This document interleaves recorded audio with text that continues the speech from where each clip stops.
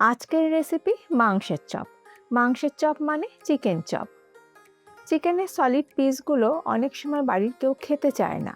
সেই সলিড পিসগুলো দিয়ে পুরো পরিবারের জন্য সন্ধ্যায় এই রকম একটা মুখরোচক খাবার অবশ্যই বানিয়ে নিতে পারেন। নমস্কার বন্ধুরা, রুমার হেসেলে সবাইকে স্বাগত। চিকেনের চপ বানানোর জন্য এখানে আমি বোনলেস চিকেন নিয়েছি 200 গ্রাম। আর এই চিকেনটাকে আমি একদম ছোট ছোট পিস করে নিয়েছি।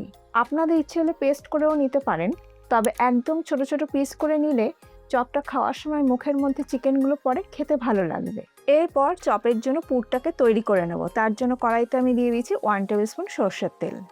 যে কোনো চপের পুর বানানোর জন্য খুব বেশি তেলের ব্যবহার একদমই করবেন না। পুরের মধ্যে খুব বেশি তেল তেলে ভাব হয়ে গেলে চপের শেপ দিতে অসুবিধা হবে। তেল গরম হয়ে গেলে দিয়ে দিলাম 1/2 টিস্পুন গোটা জিরে। ফোড়ন ভাজা সুন্দর গন্ধ বেরোলে দিয়ে দিচ্ছি একটি বড় সাইজে কুচনো পেঁয়াজ। মিডিয়াম ফ্লেমে পেঁয়াজটাকে ভেজে নেব। মিনিট 3 সময় ধরে পেঁয়াজটা ভেজে নেবার পর পেঁয়াজের মধ্যে একটা হালকা সোনালি রং এসছে। এই পর্যায়ে এর মধ্যে দিয়ে দিচ্ছি 1 টেবিল স্পুন আদা রসুন বাটা। এই চপের পুরের মধ্যে কিন্তু আপনারা আদা রসুন কুচিয়ে নিয়েও ব্যবহার করতে পারেন। আবারও সব কিছু একসাথে ভেজে নেব। আদা রসুনের কাঁচা গন্ধ চলে গেলে এর মধ্যে দিয়ে দিচ্ছি কাঁচা লঙ্কা কুচি আর দিয়ে দিচ্ছি একটি টমেটো কুচি।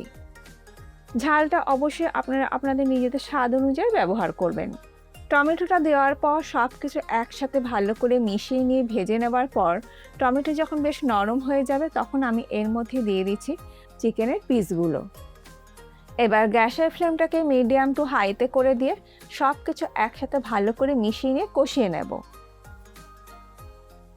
চিকেনের পিসগুলো দেওয়ার পর মিনিট 3-4 সময় ধরে ভালো করে আমি কষিয়ে নিয়েছি আর চিকেনের কালারও চেঞ্জ হয়ে গেছে। এবার আমি এর মধ্যে দিয়ে দিচ্ছি 1/2 টিস্পুন হলুদ গুঁড়ো, দিয়ে দিলাম 1/2 টিস্পুন কাশ্মীরি লাল লঙ্কা গুঁড়ো, আর দিয়ে দিচ্ছি 1 টেবিল স্পুন চিকেন মশলা, আর দিয়ে দিলাম স্বাদ মতো নুন। এই চিকেন মশলার মধ্যে সব কিছু দেওয়া থাকে, সেই কারণে আলাদা করে আর জিরে গুঁড়ো বা ধনে গুঁড়ো ব্যবহার করার প্রয়োজন পড়বে না। যদি আপনাদের কাছে চিকেন মশলা না থাকে সেক্ষেত্রে ধনে গুঁড়ো জিরে গুঁড়ো ব্যবহার করতে পারেন।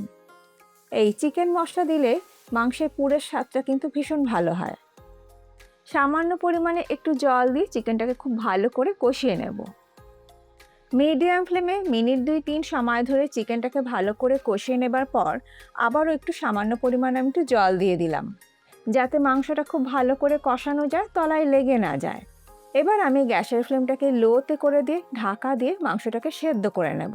ঢাকা দিয়ে লো ফ্লেমে মিনিট 3 সময় ধরে কুক করে নেবার পর আমাদের মাংসের চপের পুর কিন্তু অলমোস্ট ডান।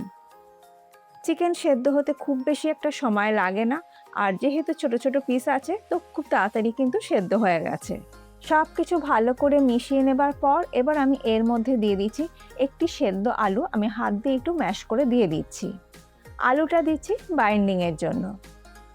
দিয়ে দিলাম সামান্য পরিমাণে একটু চিনি স্বাদটাকে ব্যালেন্স করার জন্য। এবার গ্যাসের ফ্লেমটাকে মিডিয়াম টু হাইতে করে দিয়ে সব কিছু একসাথে ভালো করে মিশিয়ে নেব। খেয়াল রাখতে হবে পুরের মধ্যে যেন এতটুকুনো জল জলে ভাব না থাকে, পুরটা যেন ড্রাই হয়। আমাদের মাংসের চপের পুর অলমোস্ট ডান। আর দেখুন পুরের মধ্যে কিন্তু এতটুকুনো জল জলে ভাব নেই, পুরটা কিন্তু কড়াই থেকে ছেড়ে ছেড়ে আসছে। এই পর্যায় পর্যন্ত এটাকে কিন্তু কুক করে নিতে হবে। আর পুরের মধ্যে কিন্তু সুন্দর একটা বাইন্ডিংও চলে এসছে। একদম শেষে আমি দিয়ে দিচ্ছি 1/4 টিস্পুন শাহি গরম মশলা গুঁড়ো, আর দিয়ে দিচ্ছি 1 মুঠো ফ্রেশ ধনেপাতা কুচি। গ্যাসের ফ্লেমটাকে বন্ধ করে দিয়েছি। এবার সব কিছু একসাথে ভালো করে মিশিয়ে নেব। তারপর এই পুরটাকে ঠান্ডা করে নেব। পুরটা ঠান্ডা হতে হতে একটা বাটির মধ্যে আমি 2টো ডিম ভেঙে নিয়ে নিচ্ছি।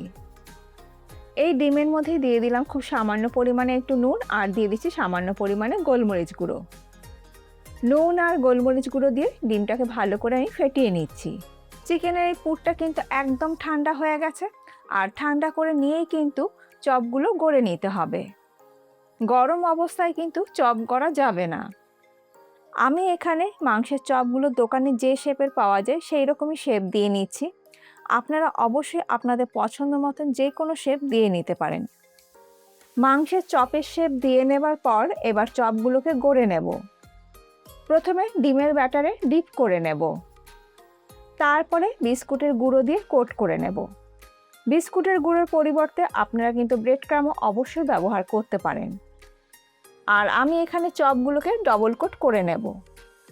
সেই কারণে আবারও আমি চপটা ডিমের ব্যাটারে ডিপ করে নিয়ে বিস্কুটের গুঁড়ো দিয়ে কোট করে নেব। যদি কারো ডিমের সমস্যা থাকে সেক্ষেত্রে ময়দা আর কর্নফ্লাওয়ার সমপরিমাণে নিয়ে একটা পাতলা ব্যাটার তৈরি করে নিতে পারেন। আর এই একই রকমভাবে আমি বাকি মাংসের চপগুলো তৈরি করে নেব। এইভাবে মাংসের চপ তৈরি করে একটা এয়ারটাইট কন্টেনারের মধ্যে ভরে ডিপ ফ্রিজে 7 থেকে 10 দিন আপনারা স্টোর করে রাখতে পারেন। তারপরে যখন মাংসের চপ খেতে ইচ্ছে হবে ডিপ ফ্রিজ থেকে বের করে ঠান্ডাটাকে কাটিয়ে ভেজে নিলেই তৈরি হয়ে যাবে মাংসের চপ। তেলটাকে প্রথমে খুব ভালো করে গরম করে নিতে হবে। তারপরে গ্যাসের ফ্লেমটাকে মিডিয়ামে করে দিয়ে একটা একটা করে চপ তেলের মধ্যে ছেড়ে দিয়ে উল্টে পাল্টে ভেজে নেব। এই চপগুলো ভাজতে খুব একটা বেশি সময় লাগবে না, কারণ চিকেন কিন্তু অলরেডি কুক করাই আছে। উল্টে পাল্টে চপগুলো আমার ভেজে নেওয়া হয়ে গেছে। চপের মধ্যে একটা হালকা সোনালি রং চলে এসছে। এবার এইগুলোকে আমি তেল ঝরিয়ে তুলে নিচ্ছি। এই একই রকমভাবে বাকি চপগুলো আমি ভেজে নেব। একদম দোকানের মতন মাংসের চপ কিন্তু আমরা খুব সহজেই বাড়িতেই তৈরি করে নিতে পারি।